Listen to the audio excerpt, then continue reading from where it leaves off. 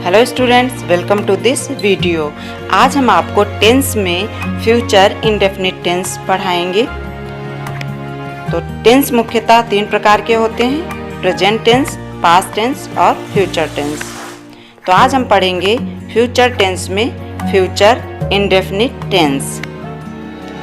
तो इस टेंस में भविष्य में काम का होना पाया जाता है, परंतु कार्य के होने का समय अनिश्चित होता है। अर्थात यह निश्चित नहीं होता कि काम कब होगा और कितनी देर तक होगा। तो ऐसे वाक्यों के लास्ट में दिया होता है गा गे गी। उदाहरण के लिए, राम जाएगा, सीता गाएगी, वे नाचेंगे। अब इसका ग्रामेटिकल स्ट्रक्चर किस प्रकार से होता है, अफर्मेटिव या पॉजिटिव सेंटेंस के लिए पहले देखते हैं। सब्जेक्ट के साथ में विल या शैल में से कोई एक, उसके बाद वर्ब की फर्स्ट फॉर्म, फिर ऑब्जेक्ट, फिर अदर वर्ड। तो आई वी होने पर हम शैल का यूज करते हैं और दूसरे अन्य सब्जेक्ट होने पर विल का साधारण रूप से इसी प्रकार से यूज करते हैं। आई वी के साथ में शैल और अदर सब्जेक्ट के साथ में विल। लेकिन अगर सेंटेंस में धमकी, आदेश और बाध्यता, या कह सकते हैं कि संकल्प व्यक्त करने के लिए हम आई वी के साथ में विल और अदर सब्जेक्ट के साथ में शैल का यूज करते हैं। तो आई वी के साथ में विल और अदर सब्जेक्ट के साथ में शैल।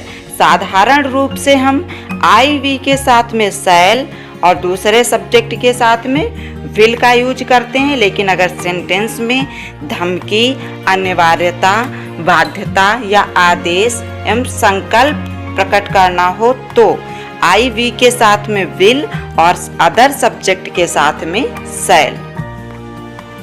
एग्जाम्पल्स देखते हैं।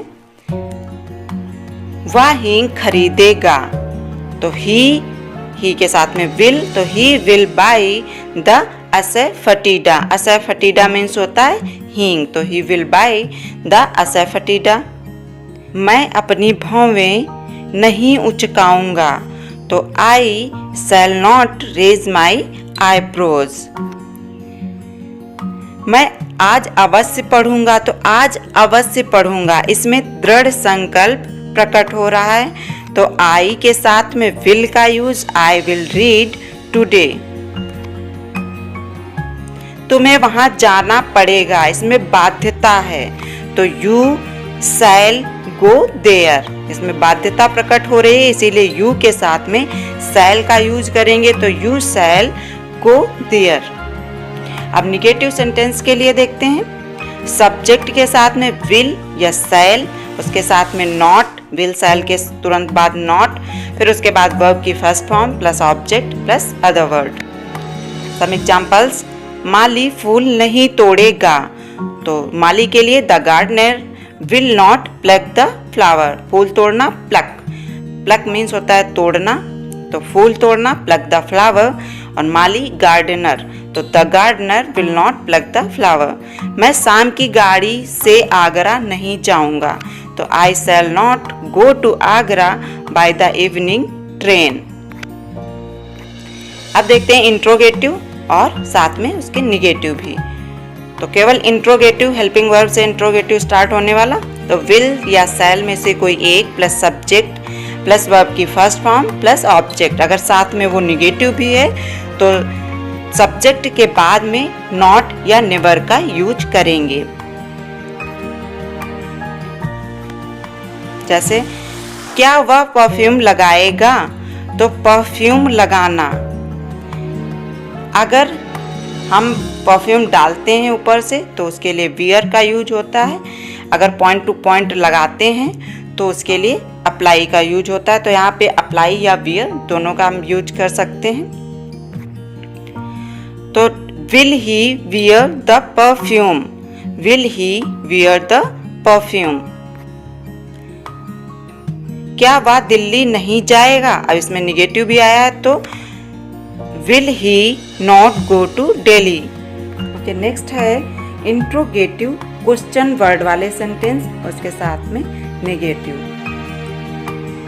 तो क्वेश्चन वर्ड प्लस विल या शैल प्लस सब्जेक्ट प्लस वर्ब की फर्स्ट फॉर्म प्लस ऑब्जेक्ट। अगर साथ में वही सेंटेंस नेगेटिव भी है तो सब्जेक्ट के साथ में ही नॉट या नेवर का यूज करते हैं।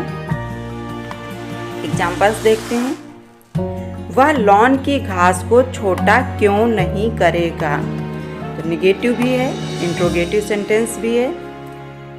तो why will he not, he subject के साथ में नॉट का यूज हुआ है, तो why will he not mow the lawn. Mow means होता है घास को काटना, छोटा करना, और लॉन की घास को छोटा करना, तो मो द लॉन। नेक्स्ट है वे रात में कहाँ ठहरेंगे? तो where will they stay at night. इन छोटे बच्चों को कौन पढ़ाएगा? तो who will teach these small children. Next देखते हैं how much, how many, whose, which. इनका यूज कैसे करते हैं? इनके साथ में रिलेटेड नाउन्स को लिखते हैं, जैसा कि आप पहले भी पढ़ चुके हैं। एग्जाम्पल्स देते हैं। कितनी लड़कियां नाटक में भाग लेंगी? तो कितनी लड़कियां, इसकी मीनिंग एक साथ में लिखेंगे।